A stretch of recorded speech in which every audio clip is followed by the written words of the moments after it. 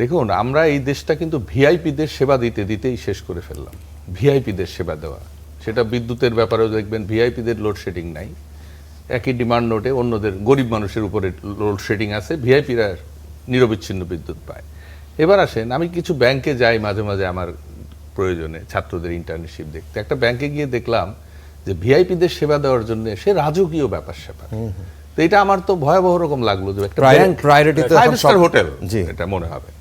তো যাই হোক, আমার এক ছাত্রের কারণে আমি আর একটু বেশি সেবা পেলাম। তো আমার মনের মধ্যে খটকা লাগলো যে এই যে টাকা, যেটা ইউসুফ বলছিল, এগুলো তো সব কাস্টমারের টাকা, এই যে ভিআইপিদের সেবা দিচ্ছে।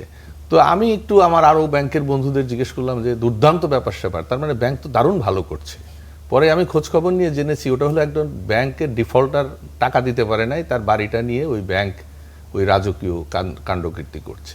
তার মানেটা কি? মানুষেরকে দেখানো হচ্ছে যে ব্যাংক খুব ভালো আছে। রিসেন্টলি দেখবেন ব্যাংকের এমডিদের বেতন নিয়ে খুব চড়াচড়ি হচ্ছে, 30 লাখ কার 50 লাখ। দেখুন, কে কত বেতন পেল সেটা বড় ব্যাপার না, এই বিষয়গুলো, এই যে আড়ম্বরগুলো, বাগাড়ম্বরগুলো সামনে কখন আসে, তলা শূন্য কিন্তু বাগাড়ম্বর চলছে, সেইটাই আসলে চতুর অর্থনীতির এই চতুর লোকেদের দ্বারা হয়েছে। এবং সেই জায়গাটা কিভাবে আমরা বের হব সেটা খুবই কঠিন। একটা ছোট ঘটনা বলে আমি ওই জায়গায় যাচ্ছি। এবার ঈদের সময় আমরা জানি যে এনপিএসবি, যেটা ন্যাশনাল পেমেন্ট সুইচ, যে বাংলাদেশের, যেটা এক ব্যাংকের কার্ড দিয়ে অন্য ব্যাংকে টাকা তুলে যায়, যারা এটা তুলেছেন তারা নিশ্চিত জানেন যে এবার ঈদের সময় যেটা 10,000 তোলা যেত সেটা 2,000 করে দিয়েছে লিমিট। কিন্তু প্রতি 2,000 তুললেই কিন্তু 15 টাকা করে আপনার কেটে নিচ্ছে। তার মানে 10,000 তুললে আপনাকে অতিরিক্ত আরো 60 টাকা নিচ্ছে। অর্থাৎ যে যেভাবে পারছে, যেখান থেকে মানুষের টাকা শোষণ করে নিচ্ছে, এগুলোর খোঁজ খবর আসলে বাংলাদেশ ব্যাংক রাখে কিনা আমার জানা নেই। আকিজ এসেনশিয়াল সরিষার তেল, স্বাদে ঘ্রাণে সেরা। যেমন এইটা এরকম একটা জিনিস, একটা পেমেন্টের ভিতর দিয়ে, মানে ঈদের সময় তো আপনাকে টাকাটা তুলতেই হবে। একটা গরু কিনেছেন 60,000 টাকা, আপনাকে তুলতেই হবে। সেটা হয়তো আপনি 10 বারে তুলতেন বা 6 বারে, সেটা আপনার এখন 20 বারে তুলতে হবে, এবং প্রত্যেকবার আপনাকে 15 টাকা দিতে হবে। এরকম উঠতে বসতে কিন্তু হচ্ছে। এই যে জায়গাগুলো, অর্থাৎ মানুষের টাকা নিয়ে শুধু ছিনিমিনি খেলা না, যারা চোর, সেই 61% জন্য ভিআইপি লাউঞ্জ করা হয়েছে।